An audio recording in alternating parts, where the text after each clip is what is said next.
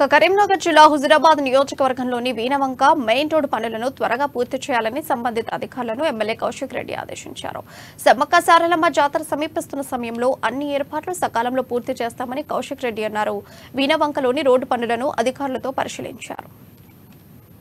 దాన్ని వెడల్పు చేస్తున్న సమ్మక్క జాతర రాబోతున్న సందర్భంగా ఇవాళ వీణవంకం మండల్ హెడ్ క్వార్టర్లో దాదాపు 30 కోట్ల రూపాయల శాంక్షన్ చేయించి టెండర్ అయినప్పుడు గౌరవ రోడ్డు 4 లేన్ చేసి దాన్ని వెడల్పు చేస్తున్న సందర్భంగా ఇవాళ సమ్మక్క జాతర లోపలనే ఈ రోడ్ని కంప్లీట్ చేయాలని ఒక నిర్ణయం తీసుకొని ఇలా గౌరవ ఆర్ఎన్బి డిఈ గారు ఏఈ గారితో పాటు ఎంఆర్ఓ గారు ఎంపీడీఓ గారు ఎస్ఐ గారు మిషన్ భగీరథ డిఈలు